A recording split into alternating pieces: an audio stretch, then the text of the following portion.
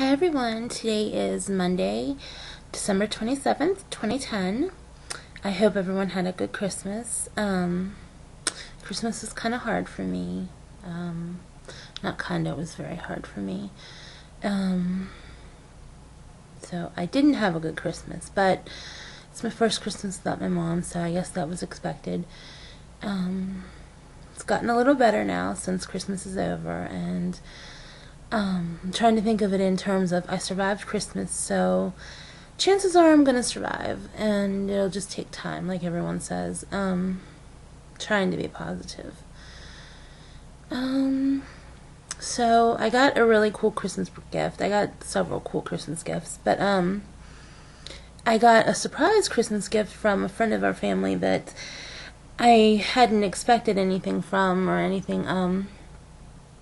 This woman had been friends with our family for a very long time, her family and everything, and she sent me a message on Facebook and said that she would like to bring me a Christmas gift because by the time she found out that my mom had passed away, she wasn't able to get flowers.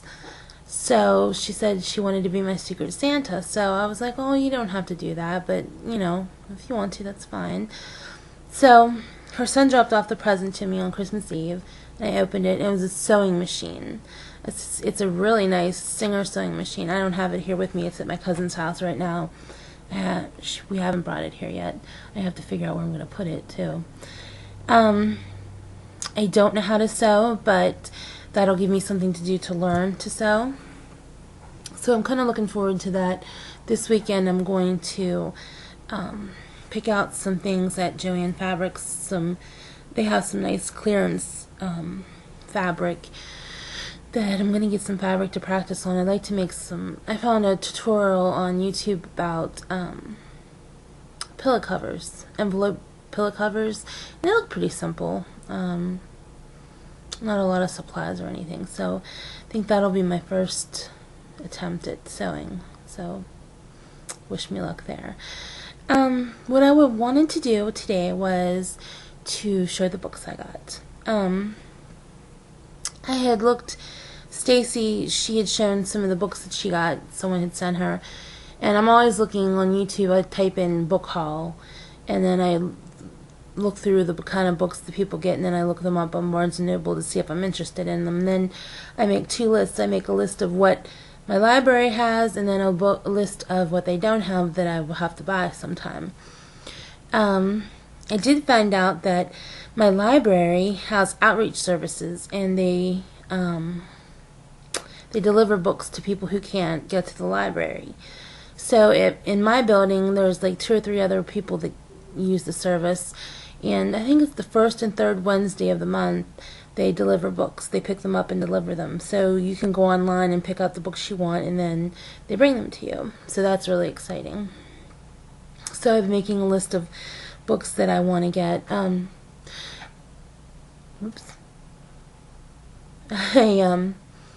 have to get a new library card because after you haven't used it for so long, it becomes inactive. So I sent my application in to get a new library card. So hopefully maybe in a few weeks I'll start being able to rent books from the library again.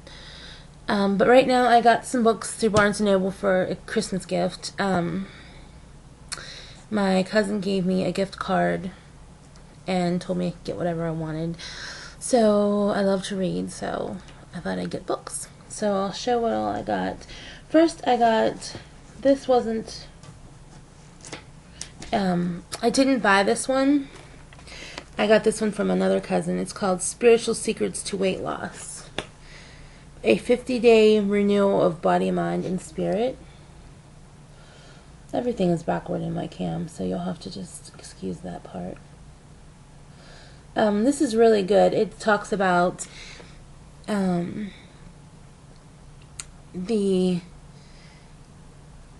motivation, what motivates you to eat in the first place, and how you can use the spiritual side of your beliefs, like I'm Christian, so my Christianity and what the Bible says in order to help you lose weight and change your thinking and the way you eat and stuff. So I've got about maybe a quarter of the way through it, and it's really good so far. So I would recommend that to anybody who would want to lose weight. I don't know if it'll actually make you lose weight itself. I mean, of course you need a diet and all that other kind of stuff, but it is a good book. Okay, now these are the books I got. First, I got Don't Sweat the Small Stuff, and It's All Small Stuff, The Simple Ways to Keep the Little Things from Taking Over Your Life. Because I have a tendency to make simple things like huge things, and I stress over just little stupid things, and then I ruin my life. I ruin a lot of time worrying and anxiety and depression, so I figured this would be a good book. And that is by Richard Carles. Alright, and then I got Saving C.C. Honeycutt by Beth Hoffman. This is her first, it's a glare. This is her first novel. It's about a 12-year-old little girl who, her mom, she's taking care of her mom most of her life because she's an alcoholic, and she has other problems, and then her mom passes away and she goes to live with her aunt, and her aunt raises her. So it's set in the South, like kind of like a what's the name of the book in the movie? Escape me right now. But where all the friends grow up in the South, I can't remember it now. But it looks really good. And like I said, that's her first novel. Then I got Deadly Little Secrets, and this is a series book. This is the first in the series, and it's about a young girl who falls in love with a mysterious boy that is new in her school, high school, and he's rumored to somehow be responsible for his ex-girlfriend's accidental death. And then things start happening with her and the boy, I guess. I don't know. I haven't read it yet, but it seemed pretty good. And then, like I said, this is the first book in the series. And then I got this one that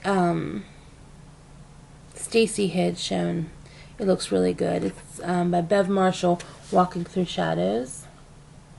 About a young girl who is abused by her father, and she goes to live on a dairy farm. And it's about her life there, and who she marries, and all that kind of stuff. That seems pretty interesting, too. And then I got Wicked, Witch and Curse. This is a series book, too. There's 2 books in this. It's a pretty big book, but there's 2 in this. So then there's 2 other ones after this, too, also. So this looks like it should be very interesting. It says, it's about a girl who goes to live with her relatives after her parents are killed in an accident. And things happen, and I don't know. But it seemed very interesting. And then I got this book, and I'm done reading this. This is called Missing Mom, Her Journey to Heaven. I had seen Stacy had showed a book that she got was called Missing Mom, and I looked it up on Barnes & Noble, and my library has it, so that's why I didn't buy it. But then I found this one here also listed, and it's by a man named David Evanovich. And this is a good book. If you're not Christian and you don't believe in the Bible, I don't think you would enjoy it, because it's all about a woman who passes away, and it tells about her journey to heaven and how Jesus promises life after death and the resurrection, and how everyone on earth will be saved when he comes to earth again. And I have to say, it's published by a company called, it's probably too small to see, it's called Publish America, and I have to say that the editing in here is really bad. There's a lot of misspelled words. I mean, like, obvious misspelled words. Like, there's one place where they meant to say feel, and it was fill, and the quotations are backwards, and there's periods, there's commas where there's periods should be, and capitalization is wrong. I mean, it's very poorly edited. But the story is really good, and like I said, if you're not a Christian, I don't think you would enjoy the book. But it kind of made me feel more hopeful in a way. I mean, I've always, like I said, I've always been a Christian, and I'm a believer, and I believe in God and all. You know, like I said, I'm a Christian, and but it just reminded me that. Try not to cry. It reminded me that just because my mom isn't here with me now doesn't mean that someday I'm not going to be reunited with her again. And it's just a matter of time before that. So it gave me some hope and encouraged me that it's okay to go on because we will be reunited again. So even though it's badly edited and badly written, the writing itself isn't bad. I mean, his writing, it's not that it's not his writing that's horrible. It's just it's not edited well. I mean, I don't know. I looked up Publish America on the internet, and it seems to be like a self-publishing company. So maybe that's why there was no editor for it. Maybe it was just his writing, and he just submitted the book, and it just went out printed that way. I don't know. But incidentally, which I didn't know when I got this book, I was reading it, and the story is about the family that lives in Pittsburgh, Pennsylvania, which is less than an hour from me. So a lot of the things, the places they talked about in the book, like the neighborhoods and stuff, are familiar to me because living so close to Pittsburgh. So that was kind of like odd because I had no idea where it was set at. And when I stumbled upon the name, the city and the state mentioned, it was really odd to read that. So this was a good book. Like I said, if you're a Christian, you would really enjoy it. If you're not a Christian, not so much, because it's all about the Bible and the resurrection and all that kind of stuff. But that was a good book, even though it was poorly edited. So those were the books I got. So that's it. I hope everyone, like I said, I hope everyone had a nice Christmas, and you have a very safe, happy holiday. A very safe New Year's Eve.